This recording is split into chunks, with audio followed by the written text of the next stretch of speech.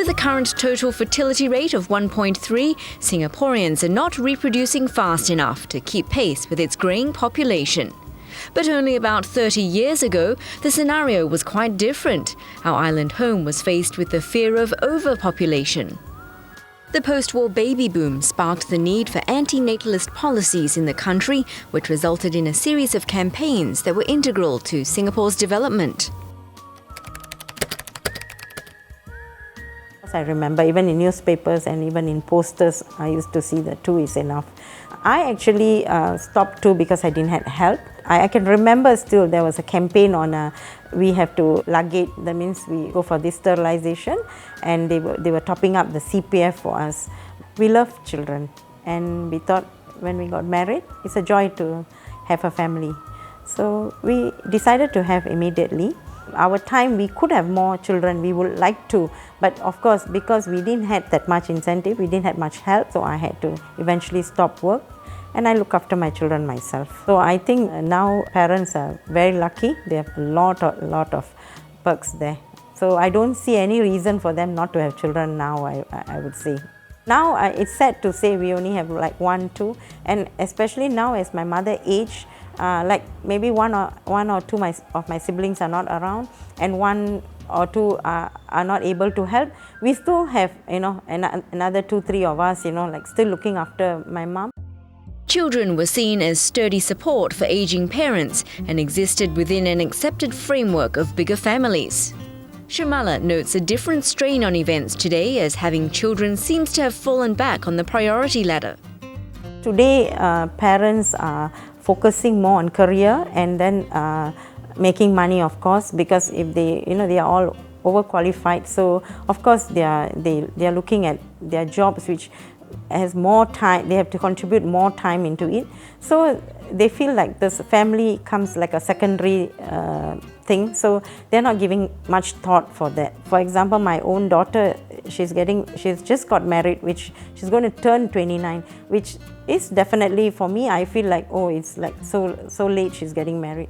When my time, I got married at 22 and I had all my children by 26, Now only she's starting her married life.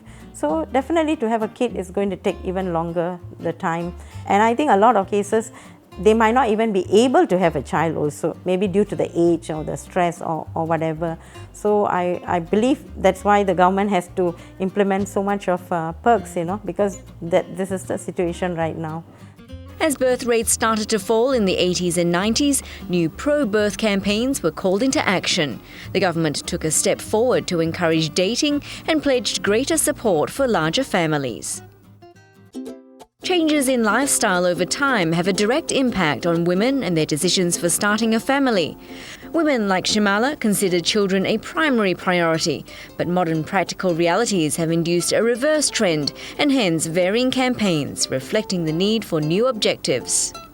With increased income and emphasis on career, couples today are more hesitant to begin families. 38-year-old Grace, our modern-day mum, speaks about her experience of becoming a mother today compared to her mother in the past. I got married in 2006 and I was 31. Even then, it never occurred to me that maybe the clock was ticking and I was supposed to be having a child soon, otherwise I wouldn't be having healthy sperm and eggs. In my mom's time, she knew that she needed to get married and not be left on the shelf, and she knew the next stage was to have children, whether she wanted to or not. It was just the way of life. I didn't envision having a family because all I was enjoying was life. I had disposable cash, I had a job, At that point, Singapore was starting to have all these fancy cafes and getting this lifestyle became like a catch-all word.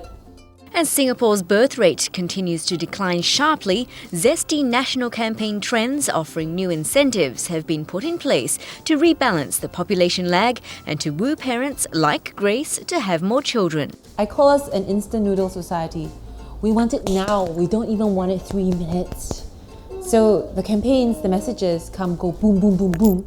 I do think the government has made it easier by giving incentives financially and also the support system of having child cares and infant cares. And the truth is, it's all about perspective.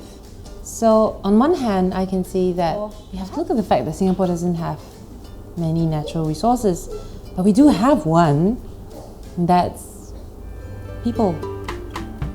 On a roller coaster journey of its own, Singapore has had to swiftly adapt to new population patterns.